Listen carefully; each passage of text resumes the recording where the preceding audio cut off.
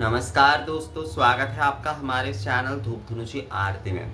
दोस्तों, आप में से कई लोग मुझे कई समय कहते हैं कि दादा ये कई जगह पर ये कहा जाता है कि जो दीप अग्नि होते मतलब ये आरती का रात्रि के जैसे कि हम 7 बाती के दीप प्रज्वलन कर रहे हैं या फिर जो है 28 दीप आदि प्रज्वलन कर रहे हैं या फिर 54 दीप आदि प्रज्वलन करके जैसे बनारस आदि में आप लोग देखते हैं कि दीपमाला प्रज्वलन करके जो आरती की जाती है उसे कहा जाता है कि वो यज्ञ समान फल प्रदान करते हैं। तो क्या अगर हम जो है जो ये जो दशांग धूप होम आदि कहते हैं या फिर धूप नैवेद्य आदि कहते हैं तो हम दीप को भी क्या नैवेद्य रूप में प्रदान कर सकते हैं या फिर जो है दीप को भी जो है हवन समान उसमें भी जो है अगर हम घृत आदि दे कि दीप प्रज्वलन करके उसमें भी हम घृत आदि दे दें या फिर कर्पूर प्रज्वलन करके हम उसमें भी घृत आदि दे दें, तो क्या ये जो है ये सही है या नहीं।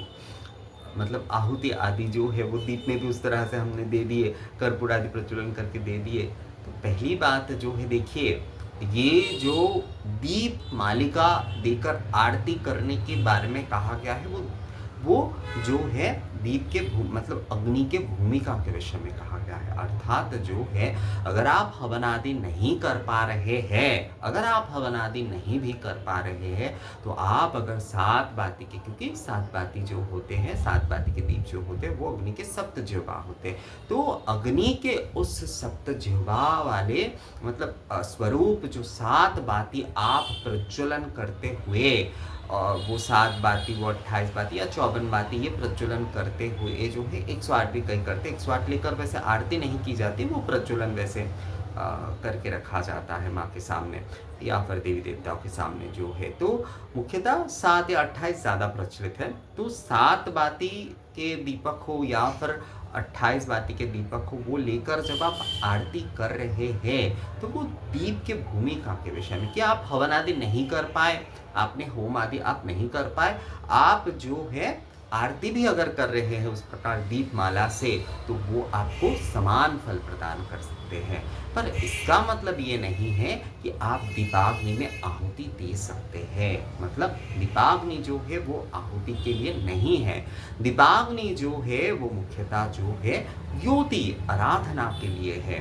तो हम हवन आदि नहीं कर पा रहे हैं तो हम दीपमाला प्रज्वलन करके जो है उस दीपमाला से हम आरती आराधना कर रहे हैं, वो हमें यज्ञ समान यानी कि होम समान ही फल प्रदान कर रहे हैं। वो विषय अलग है पूरी तरीके से। और आहुति का जो विषय है वो पूरी तरह से अलग है।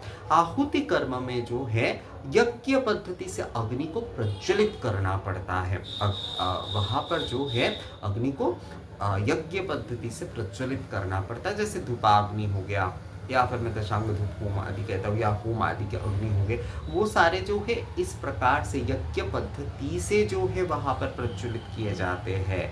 वहाँ पर जो है यज्ञ पद्धति से प्रज्वलित किए जाते हैं। और आप लोगों ने देखा ही होगा कि अग्नि जो है आनयन किए जाते कांस्य पात्र आदि में या फिर मिट्टी के नए पात्र होते या पीतल के भी पात्र हो तो उसमें अग्नि को आनयन करना होता है। और उस अग्नि में से दो मतलब अग्नि के दो जो है दो काष्ठ लेकर जो है इस तरह से घुमाए जाते हैं और एक को हम छोड़ देते हैं और दूसरे को स्थापित करके जो है वो अग्नि प्रज्वलित करते हुए उस अग्नि से जो है हम जो है आहुति आदि कर्म करते हैं। मतलब उसमें हम आहुति आदि देते हैं कि आप धूप होम आदि भी कर रहे हैं तो उसमें भी मतलब दशांग होम आदि कर रहे हैं तो उसमें भी यही नियम करना होता है। एक जो अग्नि जो हम दे देते हैं वो होता है कि पाप नाशक होता है, उसे जो कहा जाता है कि वो पाप नाशक है। हमारे जो कोई भी कृत कर्म आदि पाप नाशक है वो पाप नाशक रूप में यमराज्य में गमन करे और दूसरे अग्नि से हम जो है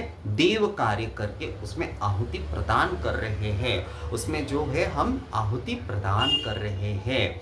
तो इस प्रकार से अग्नि आनयन करते हुए इस घुमाना चाहिए ऐसे और एक को छोड़ देना चाहिए एक अग्नि को और दूसरे अग्नि से जो है अग्नि प्रज्वलित करते हो उसमें हम होम आदि करते हैं। तो ये होता है यज्ञ विधि। धूपाग्नि भी जैसे हम प्रज्वलित कर रहे हैं तो उसमें घी के बाती ही होता है, तो घी के बाती को प्रज्वलन करते हुए ही जो है उसमें हम आहुति आदि कर्म कर रहे हैं। मतलब आहुति आदि मतलब जो है उसमें ही हम ये जो धुना गुग्गुल आदि घृत आदि ये सब कुछ जो कुछ हम दे रहे हैं वो उस अग्नि में ही दे रहे हैं, इसलिए उसे अग्नि भोग गंध भोग आदि कहा जाता है। तो ये जो ही ये नैवेद्य प्रदान हो गया, मतलब आहुति जो कर्म होता है, जो हम जब हम हवन कर रहे हैं तो आहुति कर्म हो रहे हैं वो हम अग्नि में ही जो है दे रहे हैं। तो ये धूप नैवेद्य आदि भी जो है वो उसका ही एक रूप है, उसका ही एक रूप है कि जैसे हम होम आदि में जैसे आहुति के रूप में जो है जो सामग्री आदि दे रहे हैं, घृत आदि दे रहे हैं, धूप नैवेद्य भी जो है उसका एक रूप है। तो इसलिए जो है धुंची धूप को जो है यज्ञ धूप कहा गया है। धुंची धूप को जो है यज्ञ धूप कहा, क्योंकि उसके प्रज्वलन के जो विधि है वो जो है यज्ञ विधि है, वो जो है वो यज्ञ विधि है। यज्ञ विधि से ही वो जो है वो प्रज्वलित किए जाते हैं और उसमें ही जो है हम दशांग धूप होम आदि भी करें या फिर जो है धूप नैवेद्य आदि जो कुछ भी कर रहे हैं तो उसमें हम आहुति रूप में नैवेद्य रूप में जो है देवता को प्रदान कर रहे हैं। पर दीपाग्नि में कोई आहुति नहीं दे सकते, दीपाग्नि में जो है किसी भी प्रकार की कोई आहुति नहीं हो सकता है। दीपाग्नि संपूर्णता जो है वो आराधना के लिए होता है। तो आप होम आदि नहीं कर पा रहे हैं, वहाँ पर आप जो है धूप दीप के विशेष आरती आप करते हैं तो आपको वो भी समान फल मिलता है। क्योंकि यज्ञ धूप से अगर आप आरती करते हैं, मतलब तुलसी धूप प्रज्वलन करके अगर आप आरती करते हैं या फिर जो है 7 या 28 दीपमाला आदि प्रज्वलन करके आप आरती करते हैं तो आपको होम समान फल ही मिलता है, आपको हवन समान यानी कि यज्ञ समान फल ही जो है वो आपको मिलता है दोस्तों। पर दीपाग्नि जो है कभी भी जो है आहुति कर्म के लिए नहीं है। मतलब दीपाग्नि में या फिर कर्पूर प्रज्वलन करके जो है उसमें हम आहुति नहीं दे सकते, क्योंकि यज्ञ विधि से जो है वो प्रज्वलन होना ज़रूरी है। चाहे हम गोबर के कंडे में प्रज्वलन करें, चाहे हम नाट के छिलके में करें, चाहे हम काष्ठ आदि में करें, पर वहाँ पर जो है विधि जो है यज्ञ विधि से अग्नि को प्रज्वलन करना जो है वो ज़रूरी है, तभी जो है हम उसमें आहुति आदि प्रदान कर सकते हैं। तो दीप कभी भी जो है आहुति कर्म के लिए नहीं है। धूपाग्नि में जो है हम नैवेद्य आदि और वो जो है यज्ञ धूप है, यज्ञ धूप लेकर जो है हम पूजन आदि कर सकते हैं, उसमें हम जो है नैवेद्य आदि प्रदान कर सकते हैं, आरती आदि कर सकते हैं। और जो दशांग धूप होम आदि है वो मतलब उस अग्नि में जो है हम आहुति आदि जो है प्रदान करते हैं नैवेद्य स्वरूप में ही। मतलब जैसे हम पूजा के समय वो विषय नैवेद्य रूप में दे रहे हैं, वही जो है हम जब होम कर रहे हैं तो वो आहुति कर्म के रूप में दे रहे हैं। तो विषय यही है। तो ये जो है ये यज्ञ अग्नि में ही संभव है, ये धूप में ही संभव है, धूप आदि प्रज्वलन करने में ही ये संभव है, यज्ञ धूप में ही ये संभव है। ये दीपाग्नि में कभी भी संभव नहीं है। दीपाग्नि इसलिए कभी भी जो है वो आहुति कर्म के लिए नहीं है। तो ये विषय जो है दीपाग्नि जो है वो युति है, वो आराधना के लिए है। तो ये विषय मुझे लगता है आप लोगों को समझ में आ गया है। अगर इस बारे में आप लोगों का कोई सवाल आती है तो आप लोग मुझे कमेंट्स करके या मेल करके बोल सकते हैं। मिलेंगे आपसे अगले वीडियो में, तब तक के लिए नमस्कार।